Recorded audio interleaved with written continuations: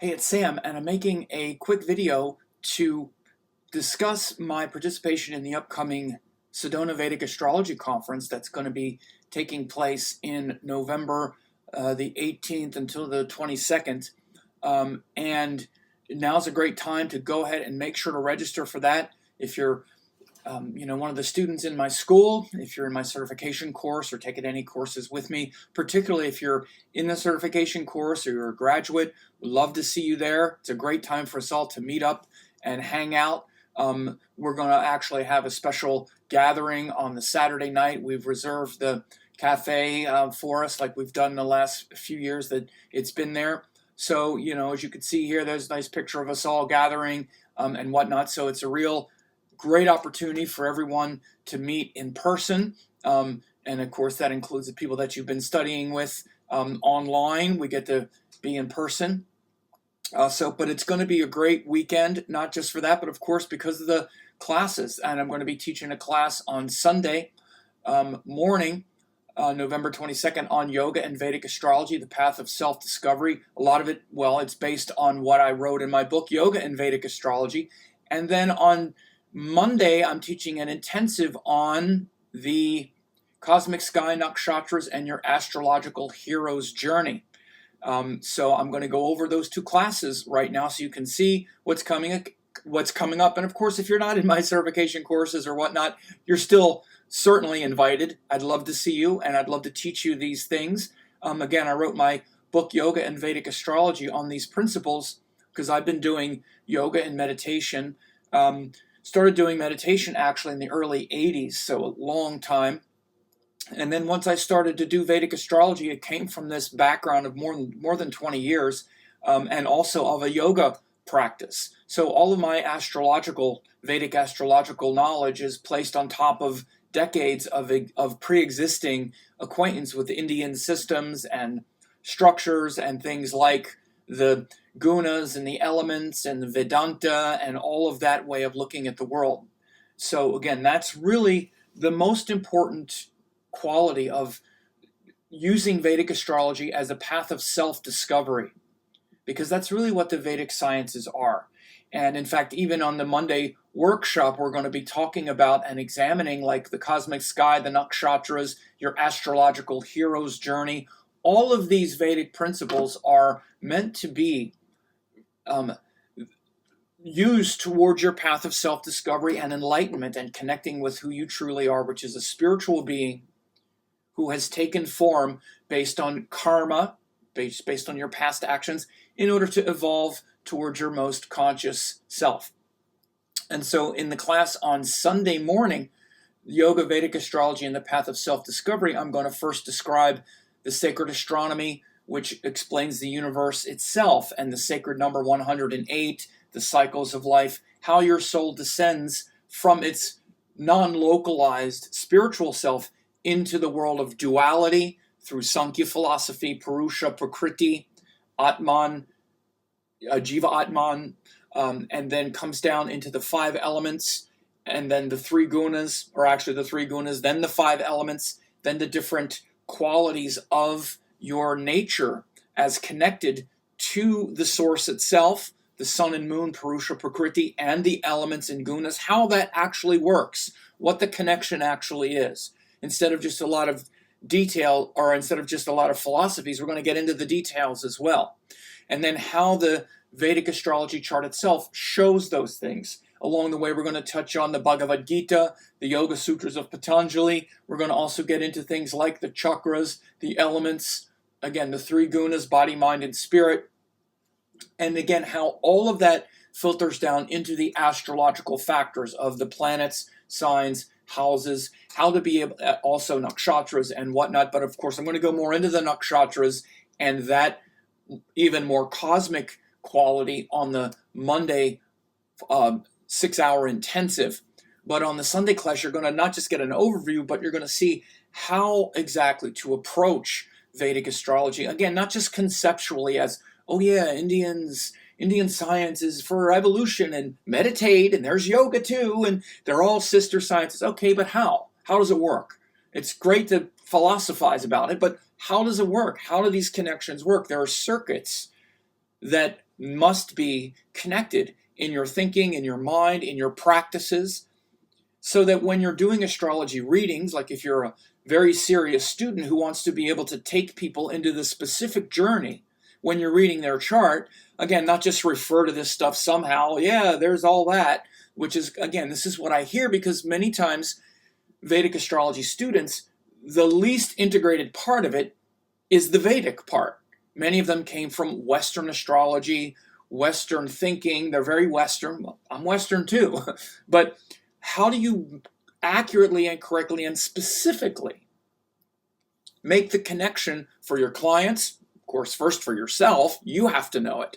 And then you can be like, okay, that's how Mars connects through the element, through the guna, to the highest quality of the daily practice and of the experience that the person has and that you have of Mars energy. Instead, I see it constantly, instead of actually dialing in that spiritual quality of particularly, the difficult planets. No, Saturn's going to hurt you. It's going to punish you, without really an elegant and understood path and circuit to the divine quality of that. Instead of just, well, suffering builds character, so suffer. Well, that's not good enough. People don't want to suffer, and you shouldn't suffer because of Saturn or Mars or Rahu or Ketu. The only reason you leave a person just kind of in that mode without a lot of direction is because you don't understand what the divine quality is of the difficult energies and how all of that is mapped directly back to the gunas, to the power of the gunas. It's not that some of the gunas are good, some are bad. Again, when we don't understand something with a lot of nuance, we fall into these judgments. And again, this is one of the biggest problems that students have, by the way, quite a lot of teachers as well, is they take astrology and they put it into all of these boxes of, well, there's the good ones and the bad ones, and the good ones and the bad ones. And it's easy, because in astrology you also see a lot of language like malefics, benefics, cruel, all these things. But again, those are just sort of signposts. They just show an ability or a tendency of a certain planetary energy to act with that kind of motivation. But that motivation itself is still always spiritual and always from a place of dharma and should be utilized towards your self-discovery. So in that Sunday lecture, we're going to bring all of this together. Again, all of these kind of sort of, dark corners and rabbit holes that students go down. And this actually makes people afraid to do readings, makes it, gives people a lot of aversion and fear of taking their practice to the next level. I know, because I have a lot of students and I teach them at a very deep level through certification courses and whatnot. And I've seen students who gather a lot of information and they understand the principles, but they don't really understand how to use it very well because of these kinds of things. So they wind up having this kind of fear of doing readings, fear of taking it more deeply, because what happens when clients start asking these questions about, well, how do I work with this? How do I do this? If you don't have a good answer, then you're just going to wind up saying a bunch of things that are quite shallow and then losing confidence in your practice. So you need to know how to explain these things to people. But first you need to know it yourself. You need to understand this circuit, and again, not just, well, Venus is a good one. Okay, well, so many of the problems we have in life are from Venus issues, relationships, food, laziness. Okay, so you can't just say it's good. You have to be able to, and again, even when you talk about something like that, you can't just then judge it and say, well, you need to stop eating so much or get better control over your relationship impulse. Okay, but what does that mean? And what does better control look like relative to this particular energy? What is the source of this energy? What's the spiritual divine source of it? And you map that through the gunas, through the elements, how that's expressed in the zodiac signs, how that refers back to the entire science of self-discovery, which is yoga, Sankhya philosophy. What are the meditations that purify these energies? Again, you need to know all of this, or you're just not delivering specific results and specific qualities of the astrological indicators well enough that will allow you to have confidence in what you're saying and then deliver that profound and impact change and transformation that your clients are seeking and that you're looking to actually convey. So then on Monday, we have a very transformative workshop. We're going to take the principles that we begin on Sunday with the yoga, yoga, Vedic astrology, and the science of self-discovery, and we're going to take it into the next level where we talk about the nakshatras, the cosmic sky, and your astrological hero's journey. So again, nakshatras are such a big subject, and the spirituality behind them is a whole sort of different tool set, but it of course works and functions within the astrology of planet signs and houses as well. But again, we need to see how it fits into the larger picture, and that's what I'm going to do on that workshop. Now, again, one of the things I'm going to also talk about, as you see, it says Cosmic Sky, Nakshatras, and your astrological hero's journey. This is really going to start with the examination of the Indian, Sidereal, Zodiac, and cosmology. Now, again, this is just built into all of the, everything in the astrological practice. The first thing is we're going to look at all the direct quotes from all the Vedic astrology texts that really clarify the sidereal tradition of astrology. There's no question that Indian astrology is sidereal. Every Vedic astrology text, in the astronomy text as well, it clearly establishes the sidereal integrity where Rashis and Nakshatras are aligned. We're going to go over that first. You'll see all of the quotes, all of the statements. There's really nothing to debate about that point. So we're going to go over that. That'll be very clear for you. And not just literally from the texts, but what the texts were explaining, right? Because what we would call tropical circle is connected to the year and the seasons and the calendar.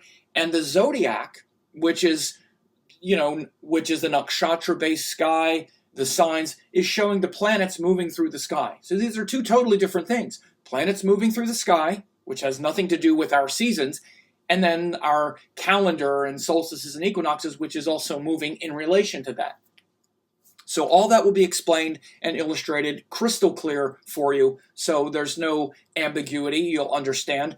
But also, again, beyond that, what the sidereal tradition means and what the cosmology is. Because again, your cosmic nature, your spiritual, transcendent nature comes from the cosmos, from the nakshatras, literally, okay?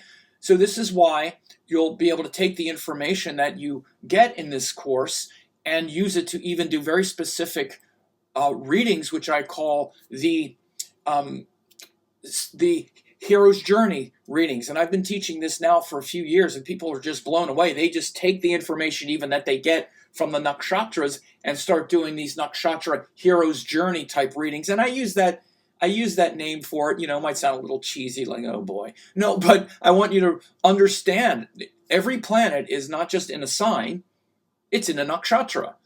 And the nakshatra is connected to the sign. So one of the biggest things that you're also going to get from this course is the unmistakable nakshatra connection to the rashis. The nakshatras exist behind the signs. So you will learn, for example, that the part of Ashwini that's related to Aries, the next section of Aries, which is about Bharani, which comes next, and then how Kritika bridges Aries and Taurus. The nakshatra between Aries and Taurus is Kritika. It shows qualities of both of these signs, and it shows how the fire of Aries becomes this stability of Taurus, for example. We're going to go through every nakshatra. We're going to talk about all 27 nakshatras and their connection to the rashis. So again, it's not just some bewildering concept, and you're not confused. We'll also point out certain ones where it's obvious, because how could, for example, Pisces, the last section of Pisces, Revati, which is the most gentle, surrendering nakshatra, be in Aries, for example, or just keep moving throughout eternity, which is what it would be if the nakshatras were not nailed to the signs. So no, the signs and the nakshatras are part of the holistic zodiac. It's one sky. So we're going to look at that. You'll get that nailed down so you know for sure. And you'll have all of these, this is from the manual here, these screenshots. We're going to go over each nakshatra and its connection to the Rashi and the cosmology. Again, this is more of your spiritual nature and this spiritual vibration behind the Rashis. You want to understand that the Rashis, planets, houses, matrix really refers to our embodied life on this earth, because it's our emergence within this solar system structure. It's your karma with the earth in this body. That's what the planet signs houses are about. And that whole structure of how the planets are interacting with each other, it's very much about your karma on this earth at this time, because that's what it's literally reading the moment you were placed on the wheel of time and in this lifetime, and the relationship of these grahas and these planets and how it refers to your karma in this world at this time. But you have karma on multi-dimensions. You're a multi-dimensional being. And you visit those different dimensions in sleep and at other times.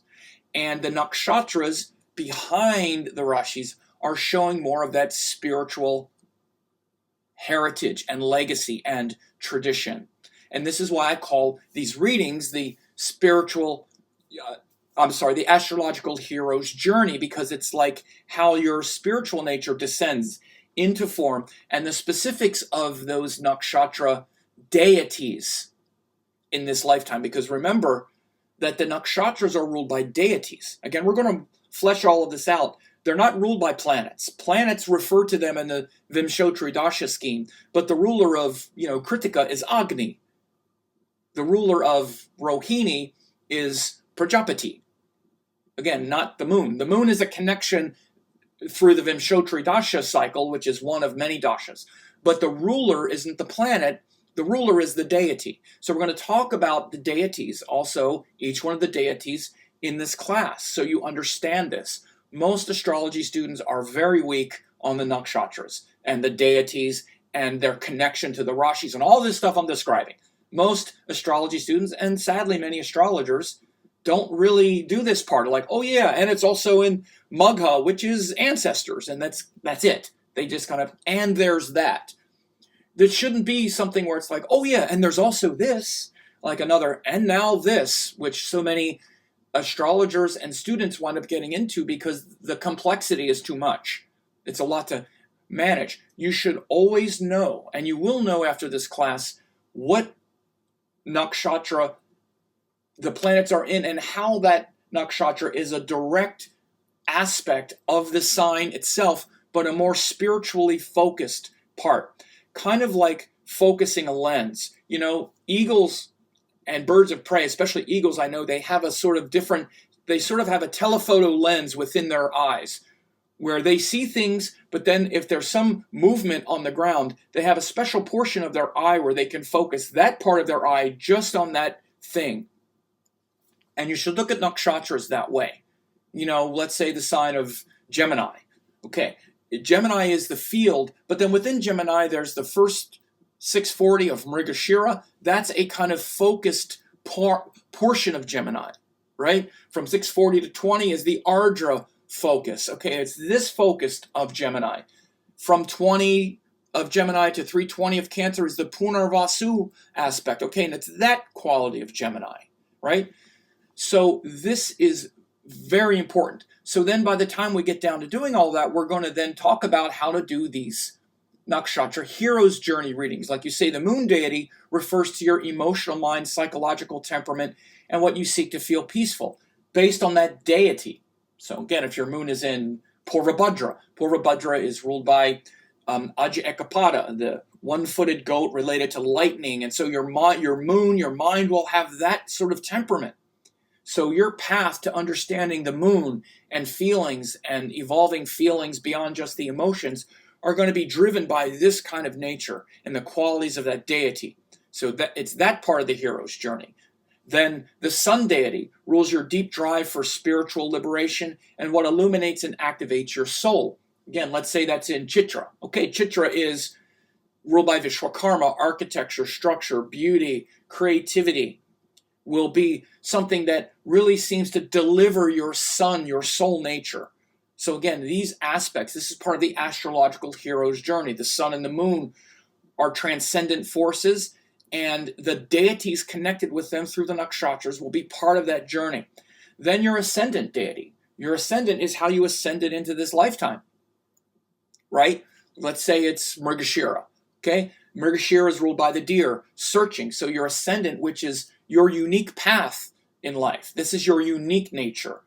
Again, not your ego. Your ego is something else. Your unique identity, your unique truthful identity will be related to Mrigashira, which is the deer. It's ruled by the god Soma, the searching for the nectar, the restless searching for the nectar, but the gentle approach.